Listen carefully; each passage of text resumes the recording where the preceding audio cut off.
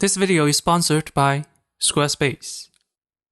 In 1995, Toho Studio released Godzilla vs. Destroyer, bringing the failing Heisei series to an end.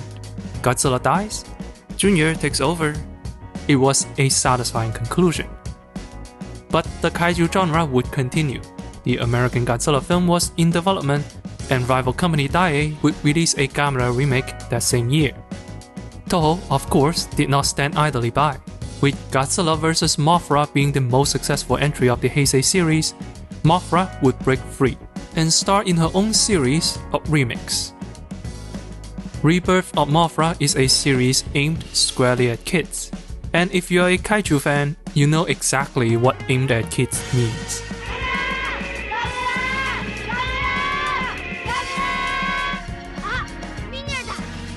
Yeah, the track record is not great. Indeed, the critical reception of the series is mixed at best. It seems like the filmmakers at Toho really struggle with children's film. And I think they realize that too, because with each successive entry, the series gets better and better at talking to kids. The team was learning from failure. This would make an excellent opportunity for us to learn as well. So let's take a look at the Mothra trilogy and follow the path of the filmmakers, see what they learn about making children's film, and see what we can learn from them.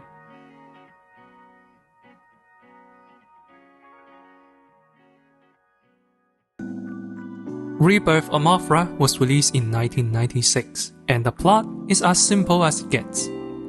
A logging company inadvertently released Ghidorah, an ancient kaiju hell-bent on sucking a life out of nature itself, and it's up to Mothra and her newborn son to protect Earth. That's the plot. There are also side characters who got wrapped up in this conflict, but none of their actions contribute to the larger picture. The fairy twins and their evil sister, for example, are supposed to be on the opposite side of this conflict, supporting Mothra and Ghidorah respectively. But their contribution is mostly expositional.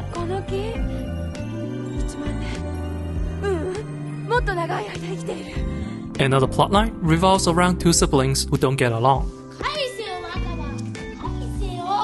That's their only defining quality, by the way. The kids have to abandon their differences and learn to survive together. So they are given a medallion, an artifact that can seal the kaiju away. Oh, so they are going to help from the sideline, kinda like the Gamera movies, right? But nope, they immediately lose it. The kids really contribute nothing to the story. One reason why the plot is so bare-bone is because the film's intense focus on action. The second act battle lasts a whopping 20 minutes. That's 1/5 of the movie dedicated to a single fight. The two other fights are also pretty long. It's a very loud movie, and I think I know why. You know those awful animated movies, the ones that dazzle your toddlers with a lot of movements? Rebirth of Mothra was likely made with the same mindset. From its constant pyrotechnics, to the overly animated acting, to its shallow characters, everything is made to be easily digestible with minimal subtlety. Even the musical score punches you right in the face.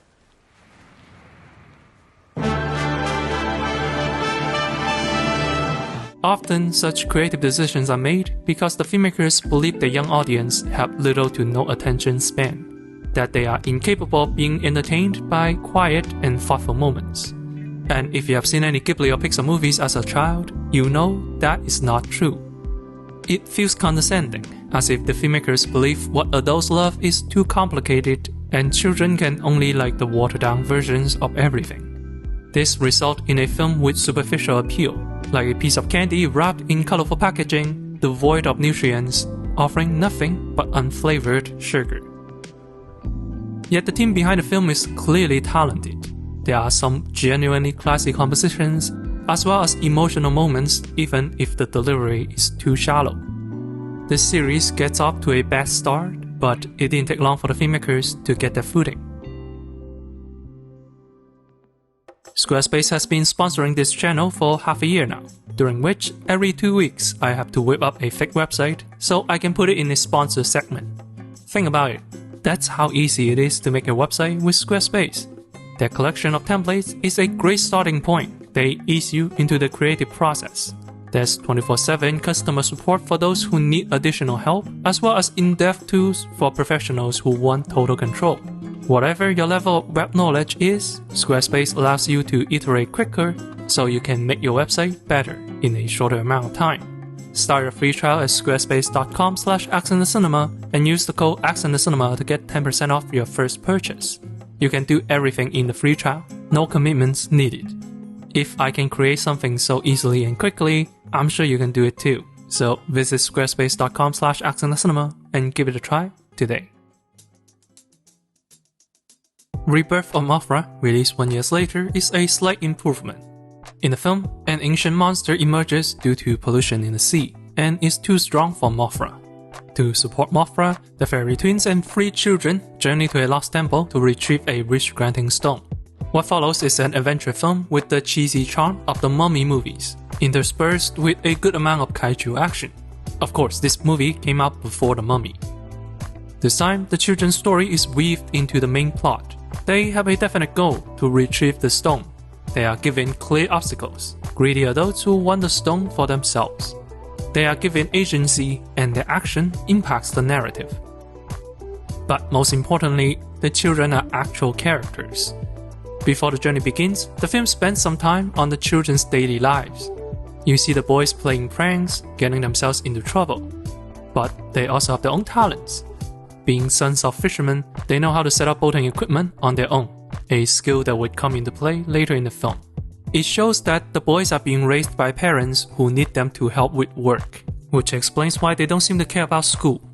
The film exhibits a level of respect towards children not found in the previous film. Rather than seeing children's flawed behavior as inherent to being a child, Mothra 2 understands that children's actions, good or bad, are shaped by their upbringing, just like any other human beings. There are other improvements as well. The acting in the film is a lot less animated, allowing dramatic moments to have some gravitas.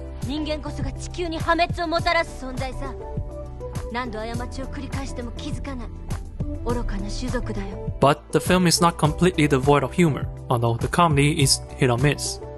It's pretty standard 90s Japanese humor though. Like the first film, Mothra 2 also introduces a fuzzy creature to appeal to kids. Although this time, the creature is actually plot relevant. Well, as relevant as the simplistic plot allows. And ultimately, that's the film's biggest flaw. With better characters and tighter stories, it offers a slightly more sophisticated experience for children. But the film nevertheless follows an old plot formula found all the way back in the Showa era. By 1997, this sort of plot is very simplistic and tiring, which resulted in the film's mixed review. And so, Rebirth of Mothra 3 was released in 1998. This time, a space monster arrives on Earth. It's King Ghidorah, and is here to kidnap all children and take over the world. What a creep. Mothra tries to fight, but King Ghidorah wipes the floor. Seeing no other options, Mothra has to travel back in time to erase Ghidorah from history. To ensure Mothra's success, all 3 fairy sisters must imbue Mothra with their powers. And the responsibility of gathering all 3 sisters falls onto the shoulder of a kind-hearted teenager. A teenager who stopped going to school after being bullied. It's a convoluted story about how gentle people need to stand up for themselves. For the first time in the trilogy, there is a complex moral being taught. One of the biggest improvements this time around is the way the film tells its story. Rather than constantly being loud, Mothra 3 pulls you in with mysteries and intrigues. For example, in the opening scene, the evil fairy warns the Mothra twins about the impending doom. It is moody and cinematic. Big improvement over this. While the subject matter is still fairy tale stuff, the film treats it with reverence. It draws children's attention inward rather than projecting outward to entertain. Another example is how the film teases its antagonist. Here is how the second film shows its monster. Yeah, he just kind of appears, right? And not even 2 minutes later, the kaiju is already doing battle. By the way, I think this is the only time a building manages to win a kaiju fight. In Mothra 3, however, we first see Ghidorah's destruction before we even see the kaiju itself. That's pretty scary for a children's movie. A minute later, we see this giant shadow enveloping the city, implying the scale. It puts your imagination to work. It wasn't until a solid 5 minutes later, King Ghidorah is shown in full, along with the destruction he causes. It has proper build-up and payoff. There's a sense of confidence in this film. It no longer looks down upon its young audience as little humans with no attention span. It doesn't just entertain children with audiovisual stimuli, it piques your curiosity and brings you on an emotional journey. For this reason, I think this is the best Mothra film in the trilogy, so I won't spoil the rest of the movie for you. If you want to watch this movie, I suggest watching this one first to avoid burnout.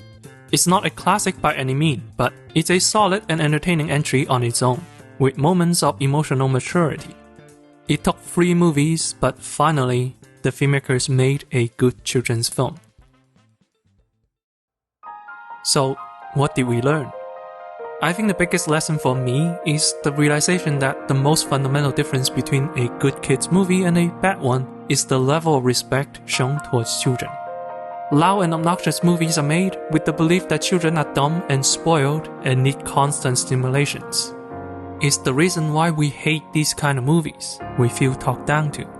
But let's just say that children are indeed too young to understand mature topics like loss and grief, death and remembrance, or the horrors of war. So what? They will learn eventually, and one day they will look back and understand. That's why some films are classics.